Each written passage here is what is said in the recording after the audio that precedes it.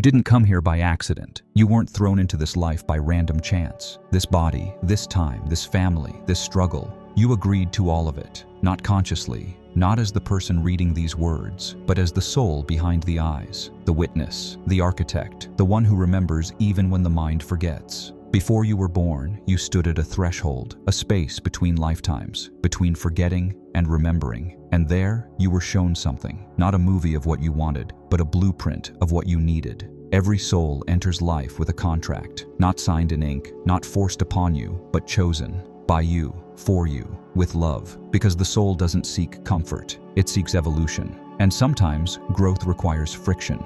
Sometimes remembering who you are means walking through everything you are not. So you chose the map, the lessons, the patterns you would break, the karma you would clear, the wounds you would carry, not as punishment, but as portals. You chose the family that would shape you, the body that would carry you, the personality that would protect you until it was no longer needed. And then you forgot, because forgetting is part of the contract. Without the forgetting, there is no journey. Without the veil, there is no revelation. You agreed to forget, so you could choose to remember. Not because someone told you to, but because the truth inside you started whispering so loudly you couldn't ignore it anymore. This is not mythology. This is not metaphor. This is the echo of something you've always known, but were never allowed to speak. Until now. Before this life began, you stood at the edge of incarnation, not as a human, but as awareness. Pure, expansive, unbound. You could see your past lives like ripples across time. You could feel the threads of karma you hadn't yet unraveled, the lessons that remained unfinished, the echoes of old patterns still vibrating through your field. And you weren't alone. Other souls stood with you. Some you've walked with before, some you've hurt, some who hurt you. All of them mirrors, returning to help you complete something. This is what we call the Soul Council, a gathering of conscious energy, each soul choosing to play a role in your next becoming. Not villains, not heroes, just agreements. A mother who would abandon you to teach you how to choose yourself. A friend who would betray you to help you reclaim your boundaries. A stranger who would appear at the right time to remind you of who you really are. And you didn't resist. You chose, with open eyes and a full heart, not because you desired suffering, but because you understood what it could awaken in you. The soul doesn't fear pain. It only fears stagnation. So you picked the archetypes. You set the timing. You reviewed the probabilities. You asked, what will bring me closest to remembering who I am? And from that space, outside time, outside ego, you designed a life that would crack you open in all the right places. You even chose your gifts, your sensitivity, your voice, your ability to feel what others can't. But those gifts, they often come wrapped in shadows, in wounds, in stories that must be rewritten. Because a gift you're unaware of becomes a curse, and part of your contract was to rediscover it. And then, when the agreement was complete, you descended. You passed through the veil of forgetting, through the density of time, through the womb, and into a world that would teach you to doubt everything you once knew, because that was part of the deal. You would forget the plan, so that the remembering would become your path. And now, it begins again. Once you arrived here, you began to forget. The light dimmed, the veil descended, and slowly you adopted the language of this world. You learned to walk, to speak, to please, to survive, and with every layer of conditioning, you drifted further from the memory of why you came. But the contract didn't disappear. It simply shifted forms. It lived in the pull you couldn't explain, the longing you couldn't name, the restlessness that never left. Even when everything looked fine, it whispered through patterns, the same types of people, the same challenges, the same inner wars, repeating, recycling, reflecting. And each time you asked, why is this happening to me? The contract replied, this is what you chose to learn. Not as punishment, as curriculum.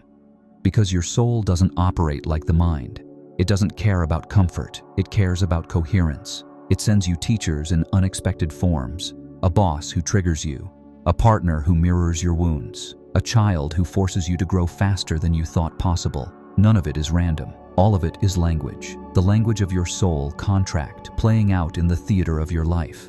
And the moments that hurt the most, the ones that left scars you thought would never heal, those were the activations, not to break you, but to strip away everything that wasn't you.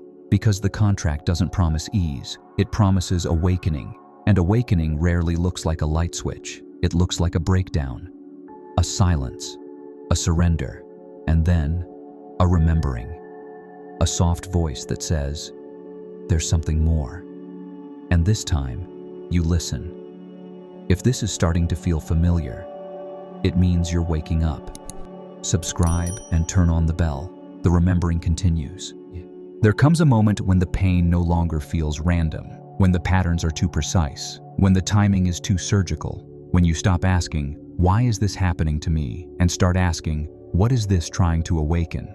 That moment is the awakening of the contract. You begin to feel it, not as memory, but as a quiet current running through your life, a recognition of the way everything seemed chaotic until it didn't, of the way certain people entered your life like clockwork, just when you were ready to meet them, of how even your greatest losses created the space for your deepest truths. The contract is no longer hidden.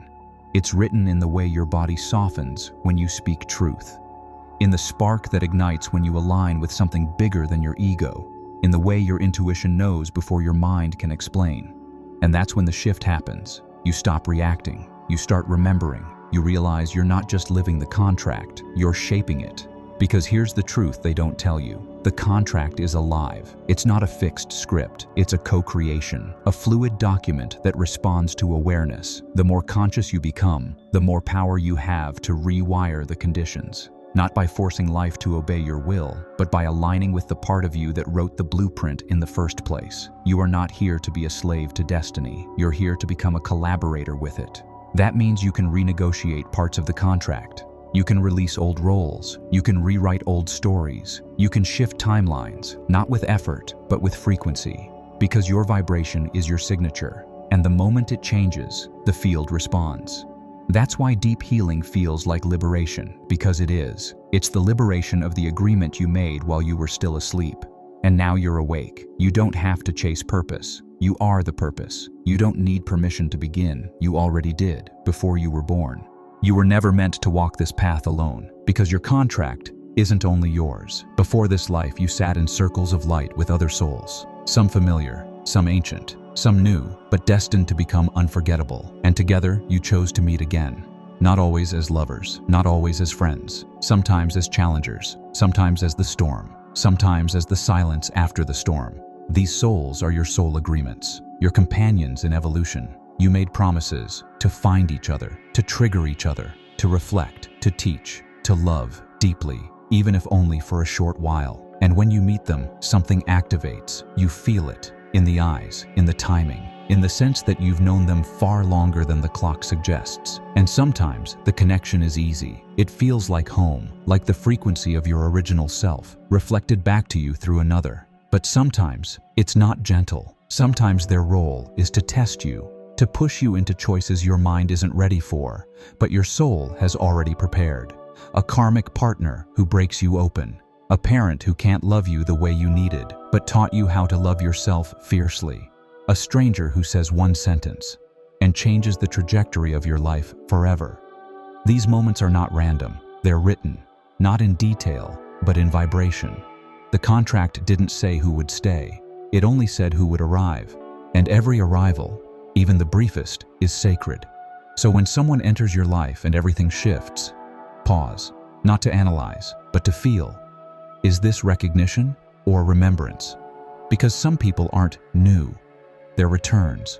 And every return carries a key to a part of yourself you couldn't access without them.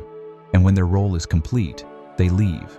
Not always with closure, not always with explanation, but the contract is fulfilled, and your story moves forward.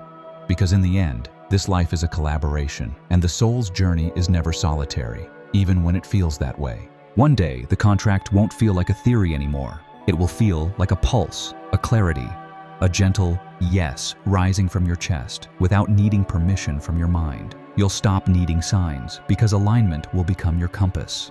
You'll stop needing validation because resonance will become your guide. And you'll know, this is what I agreed to.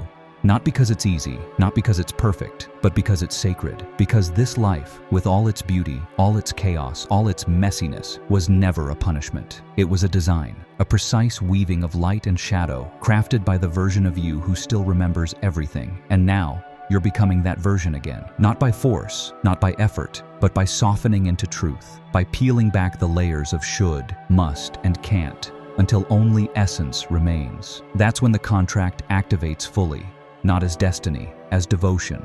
You stop chasing, you start choosing, you stop surviving, you start remembering, and in that remembrance, life reorganizes. Synchronicity becomes the language, peace becomes the baseline, and purpose stops being a mystery. It becomes breath. So if you're still searching for your path, pause, not to look harder, but to listen deeper.